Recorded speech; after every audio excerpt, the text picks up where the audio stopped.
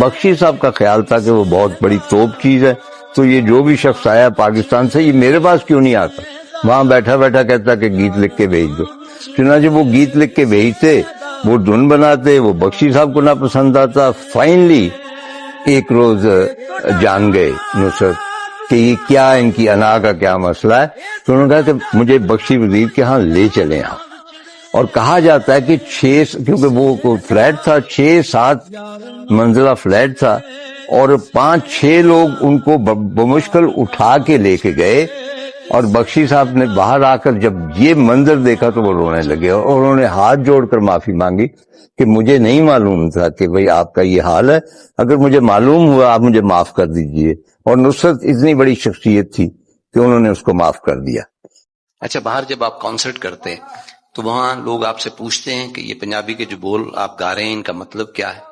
شروع میں ہم کانشیس تھے کہ پتہ نہیں کیا ہوگا، ہماری زبان کو وہ نہیں سمجھتے۔ پہلی دفعہ جب ہم پرفارمنس کے لیے گئے جی، تو ہم نے وہ اپنی گائی ہوئی قوالیوں کا ترجمہ انگلش میں کروا کے پہلے ان کو سناتے تھے، تو فرانس والے کہنے لگے، تب فرانس میں پروگرام ہو رہا تھا، وہ کہہ رہے تھے کہ آپ ہم پر ظلم نہ کریں، آپ کی پرفارمنس ہمیں بتا رہی ہے کہ آپ کیا کیا گا رہے ہیں۔ واہ! اچھا، جاپان بھی آپ تشریف لے گئے؟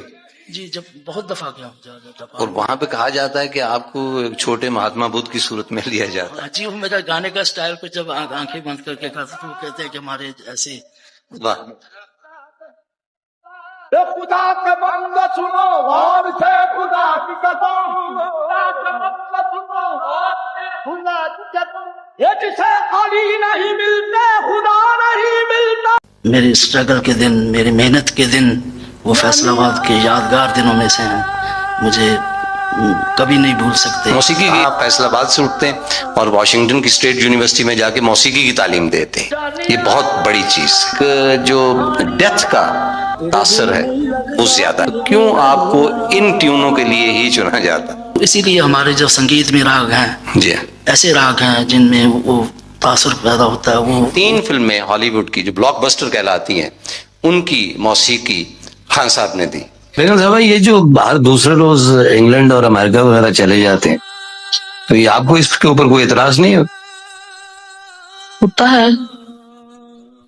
کافی ہوتا ہے، لیکن اس کا اثر نہیں ہوتا۔ ان کے اوپر اثر نہیں ہوتا؟ کہ پہلے یہ الزام تھا کہ پاکستانی کاپی کرتے ہیں، اور اس لحاظ سے مجھے بہت خوشی ہوتی ہے کہ وہ ہمیں کاپی کرتے ہیں۔ پنجابی ایک تو میری مادری زبان ہے، دوسرا پنجابی میں جو ایک تاثیر ہے واہ! وہ بہت کم زبانوں میں ہے، کیونکہ صوفیاء نے بھی پنجابی میں کافیاں لکھیں، دوہے لکھے، اور مجھے پنجابی زبان سے عشق ہے، اور خاص طور پہ صوفیاء کا کلام